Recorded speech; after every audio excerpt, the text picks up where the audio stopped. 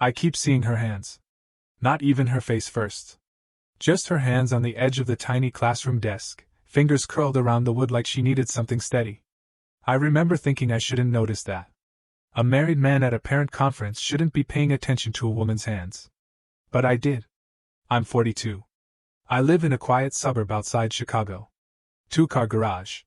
Mortgage. A son in 3rd grade. My life looks fine from the outside. It probably is fine. I just stopped feeling it somewhere along the way. That afternoon was parent day at Lincoln Elementary. I took off work early. I'm a project manager at a construction firm, nothing glamorous. Steady paycheck. Predictable days. I spend most mornings answering emails I don't care about, and most evenings watching television beside my wife in silence. We don't fight. That's the strange part. We just don't reach for each other anymore.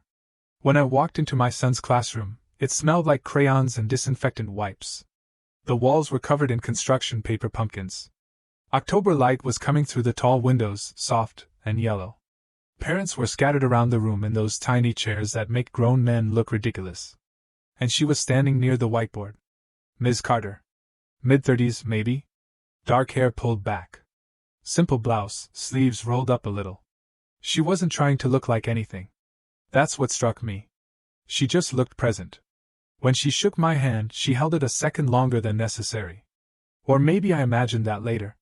It's hard to tell now, sitting on this leather couch across from you. She smiled and told me my son was thoughtful. Said he asked questions most kids don't think to ask. I felt proud. I also felt seen in a way I hadn't felt in a while. We sat across from each other at one of those small desks. Our knees almost touched. I kept shifting my legs, pretending it was uncomfortable.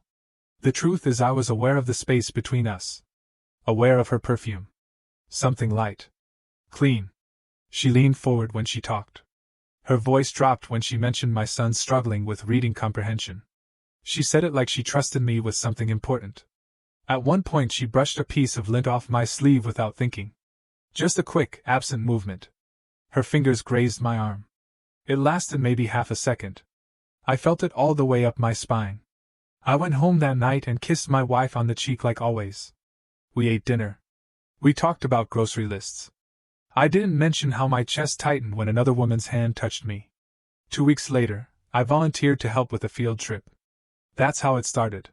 It wasn't some grand seduction. It was small things. Standing beside her on the sidewalk while the kids lined up. Our shoulders brushing. Her laughing at something I said that wasn't even funny. The way she looked at me when I was explaining something to one of the students. Like I was capable. The first time we were alone was in the copy room. It was after school. I'd stopped by to drop off a form. She was there feeding papers into the machine. The door was half closed. The hum of the copier filled the space. She looked tired. A strand of hair had fallen loose near her face. I reached out before I could think and tucked it behind her ear. That's the moment I crossed something. She didn't step back. She just looked at me. Not shocked. Not offended. Just aware. I remember my hand resting briefly at the side of her neck. Warm skin. Her breath catching. Mine too. Nothing explicit happened. Not then. But the room felt smaller. The air heavier. The kind of silence where you know if you move even an inch closer, there's no pretending anymore. She whispered that we shouldn't. I nodded. But I didn't move away right away. That night I lay in bed next to my wife, staring at the ceiling. I felt two things at once. Alive. And ashamed. I told myself it was harmless. Just attention. Just feeling wanted again.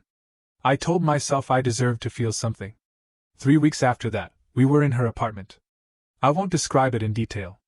I don't think I could without hating myself more. I just remember how deliberate everything felt. The way she pulled me toward her like she'd already decided. The way I let myself be pulled. I remember thinking in the middle of it that this wasn't who I was. But I didn't stop. Now I sit here in your office on a Wednesday afternoon, watching the second hand on your wall clock move in tiny jumps. My palms won't stop sweating. My wife thinks I'm working late. My son thinks I'm helping build something downtown. Instead, I'm here because every time I look at my wife across the kitchen table, I feel this weight pressing on my chest. Every time my son hugs me, I think about how I stood in his classroom and let myself want his teacher. I haven't told anyone. Not her. Not my friends. Not even the woman I betrayed my family with. She ended it 2 months ago. Said it was getting complicated. Said she didn't want to be that person. I think I was always that person.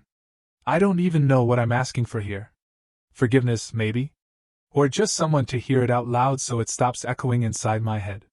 Because the worst part isn't the affair. It's realizing how easy it was to step outside the life I'd built. And how heavy it feels to carry that secret alone. I didn't plan to tell you everything that first day. I thought I'd just say I was stressed. Overworked. Maybe a little lost. But once I said her name out loud, once I admitted there had been someone else, it felt like something cracked open. You asked me when it stopped being a mistake and started being a pattern. I didn't answer right away. After the copy room, I told myself it was a slip. A moment of weakness. I avoided the school for a week. Let my wife handle pickup. I stayed late at work on purpose. But she texted me. She must have gotten my number from the parent contact sheet. It was simple. Just something about the other day. Apologizing if that was weird. I stared at that message for a long time. My heart was racing like I was 20 again. I typed back that it wasn't weird. That was it. 2 small sentences. And something shifted. We started texting after that. At first it was about my son. Homework. Reading practice. Then it was jokes about how chaotic third graders can be. Then it was pictures of the class hamster doing something ridiculous. It felt harmless because it looked harmless. My wife would sit beside me on the couch while I smiled at my phone. She'd ask what was funny and I'd say just work stuff. You asked me what I was feeling during that time. I wasn't thinking about sex. Not at first. I was thinking about being noticed. She asked me how my day was. She remembered details. She said things like how I seemed like someone who carried a lot quietly. No one had said that to me before. One evening, she asked if I could help her move a bookshelf. Said she didn't feel safe asking random people. I hesitated. I really did. I even told her maybe she should get a friend. She replied that she didn't really have many. That line stayed with me. So I went. Her apartment was small. 2nd floor walk up. It smelled like coffee and something floral. There were stacks of papers on the kitchen table. Children's drawings taped to the fridge. It didn't look seductive. It looked lonely. We moved the bookshelf in less than 10 minutes. After that we just stood there, awkward, not sure what to do next. She offered me a beer. I said yes. We sat on her couch. Close but not touching. Talking about nothing important. How hard it is to make friends as an adult. How sometimes you wake up and wonder if this is just it. She told me she dated someone her own age who said she was too intense about work. That she needed to lighten up and remember she wasn't 25 anymore. She laughed when she said it, but it wasn't a real laugh. I felt protective. And that feeling blurred into something else. You asked me if I ever talked to my wife about feeling invisible. No. That's the honest answer. It felt easier to sit in that apartment with a woman who already saw me as interesting than to try to explain to my wife that I felt small in my own life. That night, when I stood up to leave, she walked me to the door. We stood too close again. Same silence as the copy room, but heavier. She said this was a bad idea. I said probably. Neither of us moved. Then she kissed me. Soft at first. Testing. I should have stepped back. I should have said my son sits in your classroom every morning. I should have said my wife trusts me.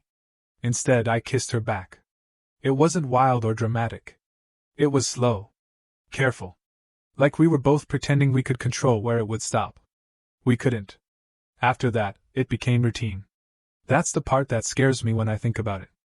Every Thursday. My wife had yoga. I had late meetings supposedly. I'd park a block away from her building. Walk up the stairs. Knock twice. We didn't talk much when I first walked in. We'd just stand there for a second, looking at each other like we were stepping into a different version of ourselves. She'd run her fingers through my hair. I'd pull her closer by the waist. We'd end up tangled on her couch or in her bed. Not rushed.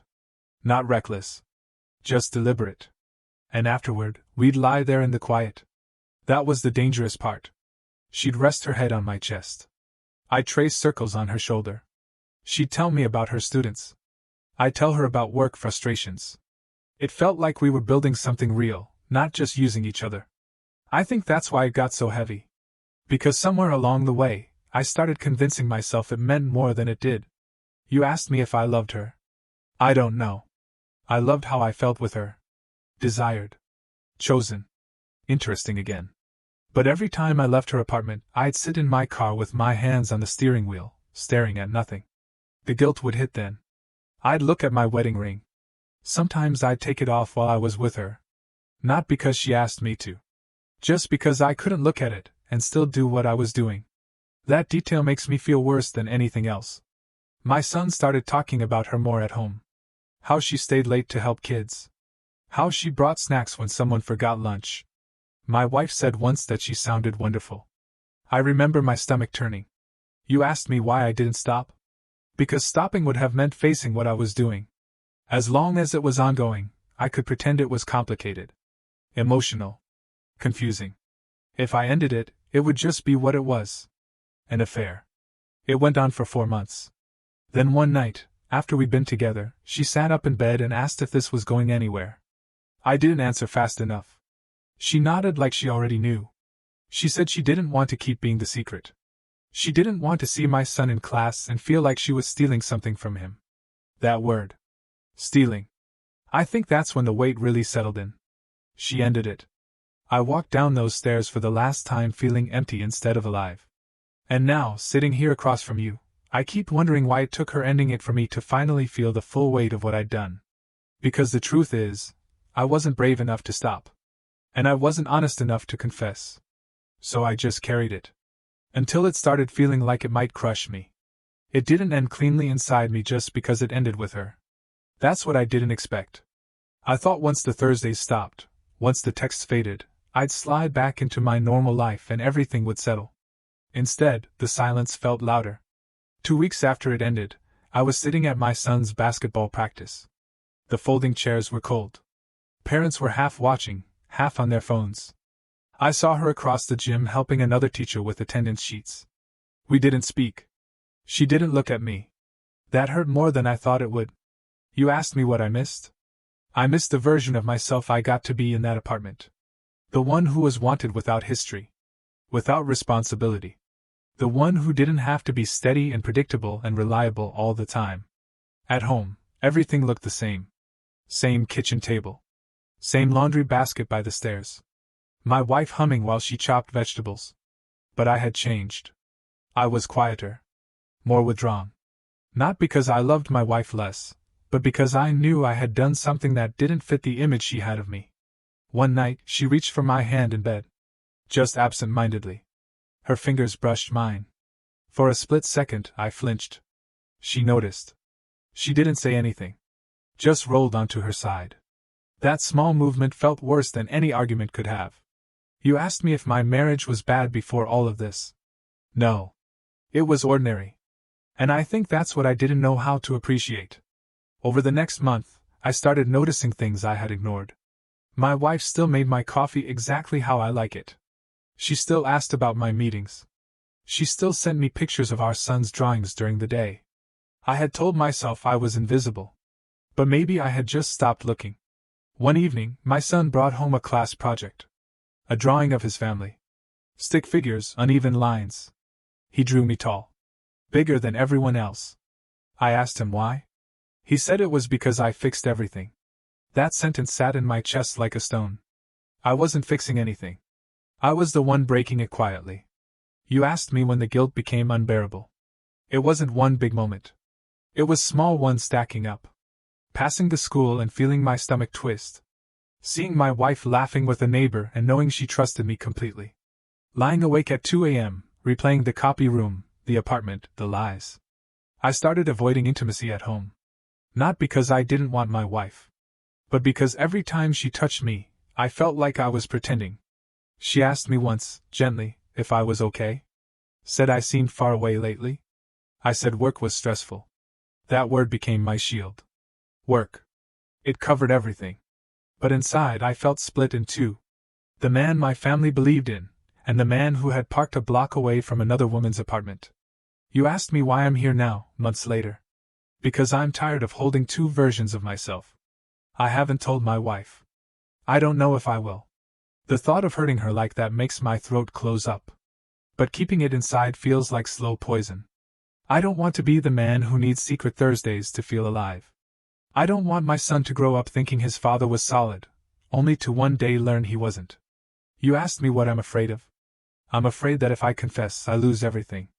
I'm afraid that if I don't, I lose myself. The affair ended quietly. No drama. No big fight. Just her saying we couldn't keep doing this, and me standing there, unable to argue because she was right. But the real ending hasn't happened yet. It's here, in this room, with me saying it out loud. I cheated on my wife with my son's teacher. Saying it that plainly makes it sound ugly. Because it is. I keep thinking about that first day. The tiny desk. Her hand brushing my sleeve. How small it felt. How easy it was to step over a line I thought I would never cross. You asked me what I want now. I want to be the man my son drew. The one who fixes things. I just don't know if some things can be fixed once they've been broken in silence. I didn't plan to say it that day. I thought I would keep circling it. Talking about guilt. Talking about regret. But you kept asking simple questions, and I ran out of ways to soften it. You asked what I felt when I pictured my wife. I didn't say shame. I said she deserved better than me. You leaned back and asked if she deserved the truth. That question sat there between us. I went home that evening with it ringing in my head. The house was quiet. My son was at a friend's place. My wife was in the kitchen, standing at the counter, sleeves pushed up, hair tied back. There was music playing softly from her phone. Something old we used to listen to when we first got married. She didn't see me at first. I watched her for a moment. The way she swayed slightly while stirring a pot. The way she wiped her hands on a towel without thinking. Familiar. Real. Not dramatic. Just life.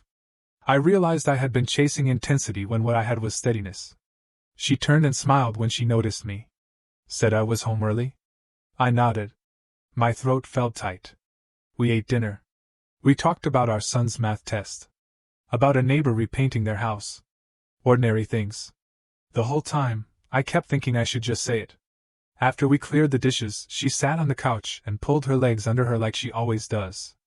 I stood there for a second, then sat beside her. I told her I'd been off lately. She looked at me carefully. Said she knew. There wasn't anger in her voice. Just concern. I swallowed. Told her it wasn't just work. She didn't speak. Just waited. That almost made it harder. I said I messed up. The words came out flat. Not dramatic. Not loud. Just heavy. She frowned slightly. Asked what I meant? I stared at the coffee table. At a scratch in the wood I'd never noticed before. I told her I crossed a line. With someone. The room felt smaller instantly. She didn't gasp. Didn't shout. She just went very still. She asked who? And there it was. No way to dodge it. I said my son's teacher. Saying it to her felt different than saying it to you. It felt like breaking something fragile with my bare hands. She blinked once. Twice. Then she stood up slowly. She asked how long? I said 4 months. Her shoulders dropped slightly. Not in relief. In something else. Like a quiet collapse. She asked if it was over? I said yes. She nodded. Then she walked to the kitchen. Not running. Not dramatic. Just needing space. I sat there alone on the couch, hearing the faucet turn on. Hearing dishes clink softly. Normal sounds. But nothing felt normal. You asked me in our last session what confession would change. I thought it might explode everything. Instead, it created this wide, painful silence. She came back a few minutes later. Her eyes were wet, but she wasn't crying openly. She asked why? That word. Simple. Direct. I didn't blame her. I didn't blame the marriage. I didn't say I felt neglected. I told her I liked how I felt. That I felt seen. Wanted. That I didn't think about what it would cost. She looked at me for a long time. She said quietly that she saw me. That she'd always seen me. That hurt more than any yelling would have. We didn't solve anything that night. She said she needed time. She said she didn't know what this meant yet. I slept in the guest room. The bed felt unfamiliar. Smaller somehow. But for the first time in months, I wasn't carrying it alone. The next day, I called the school and requested that my son be transferred to a different class. I didn't give details. Just said it was necessary. I emailed her, the teacher, once. A short message saying I told my wife that I wouldn't contact her again. That I hoped she found peace. She didn't reply. You asked me what I feel now. I feel exposed. I feel ashamed. But I also feel clearer. There's no secret version of me anymore. No hidden Thursdays. No double life. Just consequences. I don't know if my marriage will survive this. I don't know if my wife will ever look at me the same way. But when my son drew me as the one who fixes things, I realized fixing something doesn't mean pretending it isn't broken. It means facing the damage you caused. And staying. The days after I told her felt strangely organized. Not calm. Not peaceful. Just structured in a way that kept us from falling apart. She asked me to be transparent about everything. Phone passwords. Email. Calendar. I handed it over without hesitation. It wasn't a grand gesture. It was the bare minimum. We told my son nothing. To him, life stayed the same. School. Basketball. Saturday pancakes. But between us, there was a careful distance. We moved around each other politely. We didn't argue. We didn't touch much either. 3 days after the confession, she said she wanted us to see someone. I nodded before she finished the sentence. So now I sit on 2 couches every week. One across from you. One next to her in a different office. In that room, she speaks more than I do. She talks about feeling humiliated. About wondering if other parents knew. About sitting at a school event months ago and realizing the 2 of us were standing 10 feet apart pretending nothing had happened. I didn't know she had noticed that. In couples therapy, I don't defend myself. I don't justify it. I just answer. Yes. I chose it. I lied. Sometimes she looks at me like she's trying to see if I'm still the same man. Other times she looks tired. The school found out, of course. Not from us. From the teacher. She resigned at the end of the semester. I don't know the details. I didn't ask. I didn't reach out. One afternoon, I got a call from the principal. Polite voice. Professional tone. Saying they'd been informed of an inappropriate relationship. The word inappropriate felt small compared to what it was. I admitted it. I didn't try to minimize it. There wasn't much they could do to me legally. But I could hear the judgment in the pauses. After that, a few parents stopped making eye contact at drop-off. One man who used to chat with me about construction projects suddenly became busy whenever I walked up. Word travels fast in neighborhoods like ours. My wife heard it too. A friend called her, pretending it was concern. Saying she'd heard something about the teacher. My wife didn't tell me exactly what was said. Just that she handled it. Handled it. That word stuck with me. She was carrying embarrassment that I created. One night she said she didn't want to be pitted. I told her she wouldn't be. But I knew she already had been. There were moments when she almost pulled away completely. Once, after a therapy session where she cried the whole drive home, she said maybe this was too much. Maybe we couldn't come back from it. I didn't argue loudly. I didn't beg. I just said I'd stay as long as she needed me to stay. Even if that meant she decided to leave. It wasn't dramatic. It was just the truth. Something shifted slowly after that. Not forgiveness. Not yet. But a willingness to see if there was still something worth rebuilding. I started showing up differently. Not grand gestures. Small consistency. I came home on time. I cooked dinner twice a week. I asked her questions and actually listened to the answers. I told her where I was going without being asked. It felt basic. It should have always been basic. In therapy, she said once that she didn't recognize me right now. The therapist asked if that was a good thing or a bad thing. She paused. Said she didn't know yet. That honesty hurt, but it also felt fair. The hardest part wasn't the gossip. It wasn't the school. It was sitting across from her at the kitchen table and knowing I had made her question her worth. She asked me one night if the other woman was better than her. I didn't rush to answer. I said no. That she was different. And I was selfish.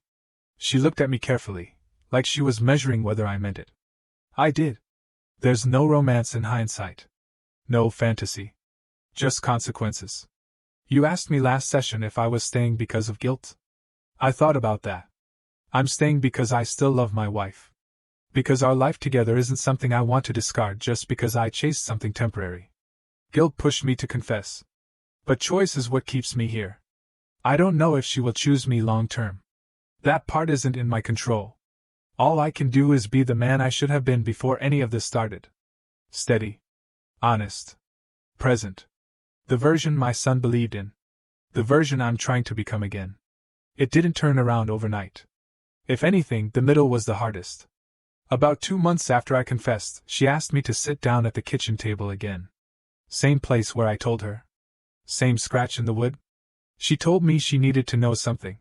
Her voice wasn't shaking. It was steady, almost calm. She asked if I was staying because I was afraid to lose them, or because I actually wanted this marriage. I didn't answer quickly. For the first few weeks after everything came out, I was reacting. Apologizing. Repairing. Doing whatever I could to keep the house from collapsing. But that night, I realized she wasn't asking about damage control. She was asking about intention. I told her I wanted this. Not because it was comfortable. Not because I was scared. That I wanted this because I didn't want to build a life somewhere else. I wanted this one. She looked at me for a long time. She said quietly that I didn't act like I wanted it. She was right. In therapy, we started talking about before. Before the affair. Before the silence between us. She said she felt like I had slowly checked out. That I'd stopped reaching for her months before I reached for someone else. I wanted to argue at first. To say I felt invisible too. But then I realized something uncomfortable. I had felt unseen, yes. But I hadn't actually asked to be seen. I just drifted. And when someone new looked at me closely, I leaned toward it instead of fixing what was already mine. One evening, about 3 months after the confession, she suggested something unexpected. She said we should get away for a weekend. Not to fix everything. Just to see if we could sit in the same space without this hanging over us. We left our son with her sister and drove 3 hours to a small town near Lake Michigan. Nothing fancy. Just a quiet rental with a view of the water. The first night felt awkward. 2 people sharing a bed who had shared everything before but now carried something sharp between them. We lay there in the dark, not touching. After a while, she rolled toward me. She said she missed me. Not the old version. Not the perfect version. Just me. That broke something open. I reached for her slowly. Not desperate. Not trying to prove anything. Just careful.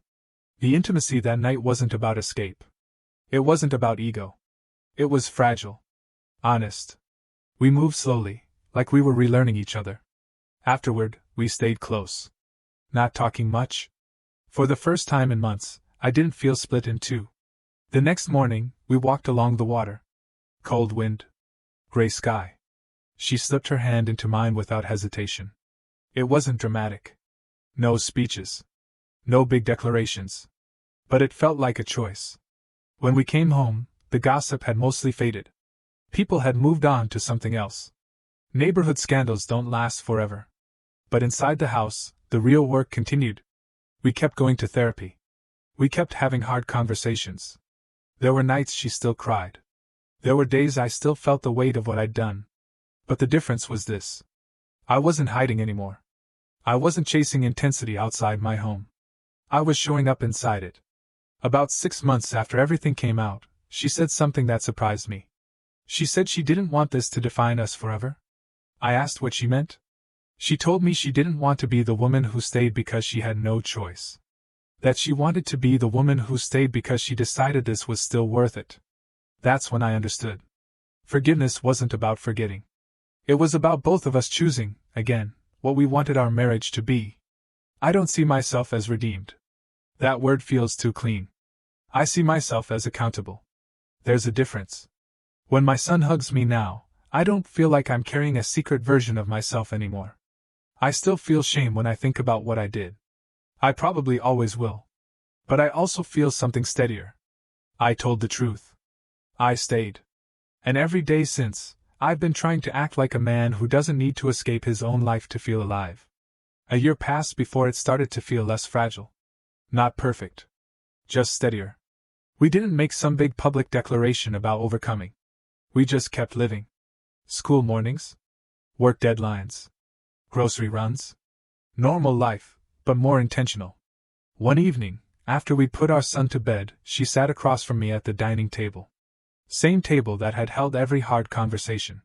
She looked at me in a way that wasn't guarded anymore. She said she didn't want this chapter to end with survival. That she wanted it to end with something stronger. I didn't understand at first. She reached into her pocket and pulled out my wedding ring. The one I had taken off during the affair. The one I'd put back on the night I confessed, but never really talked about. She told me she wanted us to renew this. Not because we had to. Because we chose to. I didn't expect that. I thought if anyone deserved a grand gesture, it was her. Instead, she was offering something I wasn't sure I still deserved. I asked if she was sure. She said she was sure about trying. And she was sure she didn't want fear to make our decisions anymore. We didn't plan a big event. No venue. No announcements. Just a small gathering in our backyard a few months later. Close friends. Her sister. My parents. A few neighbors who never stopped treating us normally. The air was warm that evening. String lights hanging between the trees. My son running around with a juice box, not fully understanding what the day meant, just happy to see people together. We stood facing each other in front of maybe 20 people. No officiant. Just us. She went first. She didn't mention the affair directly. She didn't need to. She said she had learned that love isn't only about the easy seasons. It's about deciding what you're willing to rebuild. She said she stayed not because she was weak, but because she believed the version of me who told the truth. When it was my turn, I kept it simple. I told them I broke something. And that she gave me the chance to help rebuild it. That I wouldn't take that lightly again. My voice shook a little. Not from nerves. From knowing what it cost her to stand there with me. We slipped the rings back on each other's fingers. No dramatic kiss. Just a quiet one. Familiar. Real. Afterward we ate, talked, laughed. It felt less like a ceremony and more like a reset. Later that night, after everyone left and our son was asleep, we sat on the back steps together. She said a lot of people would have bet against us. I said I would have understood why. She nudged my shoulder lightly. Said maybe. But they don't live here. We do. There's something humbling about earning back trust slowly. It changes the way you move. The way you speak. The way you notice small things. I don't see myself as the man who cheated anymore. I see that as something I did, not who I am. And I don't see her as the woman who was betrayed. I see her as someone strong enough to demand honesty, and still choose love. We didn't prove anyone wrong with grand gestures. We proved them wrong by staying steady. By doing the unremarkable work every day. And by remembering that even after something breaks, it doesn't mean it's beyond repair. Sometimes it just means you finally understand how much it mattered in the first place. When I first walked into your office, I thought confession would be the end of the story. Like once I said it out loud, I'd be either condemned or forgiven, and that would be that. But it turns out confession is just a door. What you do after you open it is what defines you. I used to think cheating was something reckless men did. Men who didn't love their families. Men who were missing something obvious. I loved my family. That's what makes it harder to admit. I wasn't chasing a better woman. I was chasing a better version of myself. The one who felt interesting again. Wanted again. Alive. What I didn't understand then is that you don't find that by stepping outside your life. You build it inside the one you already have. Loneliness doesn't always look dramatic. Sometimes it's two people sitting on the same couch, not saying what they need. Sometimes it's a man who feels unseen but never actually speaks. I crossed the line because I didn't have the courage to be honest about what I was missing. And then I had to find the courage to be honest about what I had done. If there's anything I've learned, it's this. Shame grows in silence. It gets heavier the longer you carry it alone. Saying it out loud didn't erase what I did. It didn't magically repair trust. But it stopped the split inside me. It forced me to choose who I was going to be moving forward. I don't tell this story because I'm proud of it. I tell it because I know how easy it is to drift. To justify small moments. To convince yourself that something secret doesn't count. It counts. Every time. But so does accountability. So does staying. So does doing the slow, unremarkable work of rebuilding. I don't believe in dramatic redemption. I believe in daily decisions. Coming home when you say you will. Listening when it's uncomfortable. Choosing transparency over pride. I broke something. That's true. But I also learned that being enough isn't about how exciting you feel to someone new. It's about how steady you are when things get hard. My marriage isn't perfect now. It's real. It's intentional. It's built on something stronger than before because it's been tested. And I'm not the man who walked into that classroom chasing attention anymore. I'm the man who knows that one decision can change everything. And that the harder, quieter decision, staying honest, staying present, staying accountable, is the one that actually makes a life worth keeping.